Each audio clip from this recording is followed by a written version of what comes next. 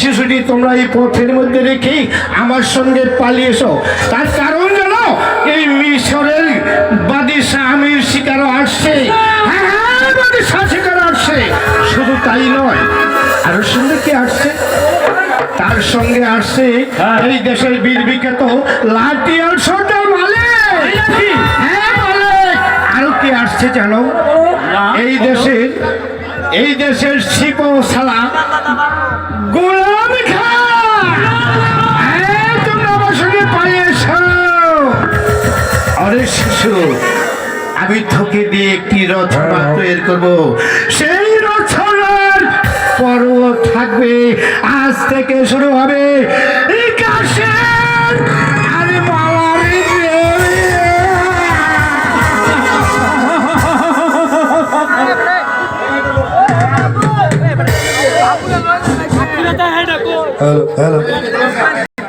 তার পায়ে কি একটু দাম নেই?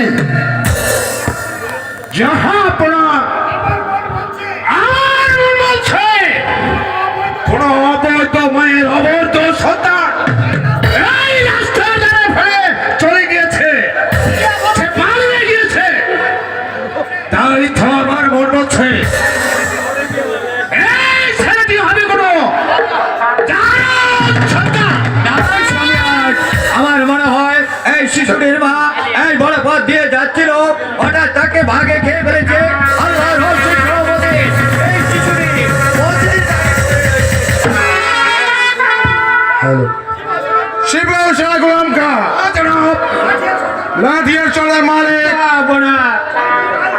হয়তো তাই হবে, কিন্তু এখানে এসেছি স্বীকার করতে। তার সম্মুখে পড়িল এই অবশ শিশু। এই অবশ শিশুকে এখানে রেখে গেলে খোদার কাছে কি জবাব দিতে পারবো? কে তুমি? তুমি আমাকে চিনতে পারছো না? আমি হয়েছি বনের পাগল। পাগল? হ্যাঁ, আমি বনের পাগল।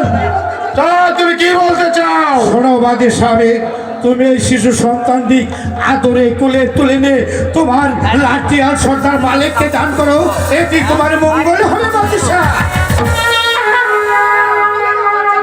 তুলে নাও, তুলে নাও বাদশা। বিলম্ব করছো না। এই মালিক, যা পড়া এই ছেলেটিকে আমি তোমাকে দান করলাম, কিন্তু মনে রেখো মালিক সর্দার, এই ছেলেটি শুধু আমার, তুমি শুধু তাকে লালন পালন করবে। এই হলো আমি আপনাদের কথা দিচ্ছি, এই সন্তানটিকে আমার নিজের সন্তান বলে আমি লালন পালন করবো। যা শোনো বাদে স্বামী, আর আমি একটি কথা বলবো, রাখবে তো আমার কথা? বলো পাগল, কি বলবে তুমি? আজ এই শিশুটি তোমরা সবাই কি বলে ডাকবে জানো? কি বলে ডাকবো? কি বলে ডাকবি? এই শিশুটি আজ থেকে তোমরা সবাই মিলে আবু কাশেম।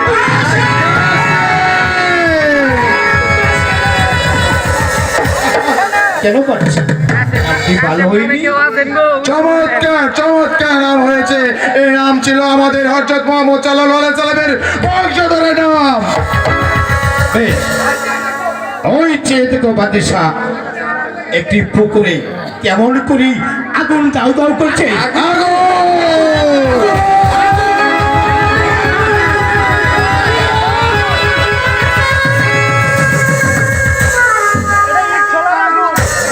একই একই পাগল কোথায় চলে গেল? যাবো না, বনের পাগল বনে চলে গেছে, যাবো না। সে পৌষলা গরম খা লাঠিয়ার সদা মালিক,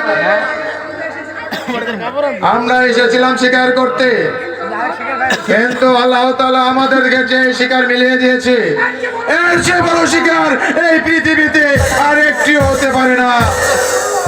এবার শুনুন, চলুন আমার সঙ্গে, আমরা দেশ অভিমুখে যাত্রা করব।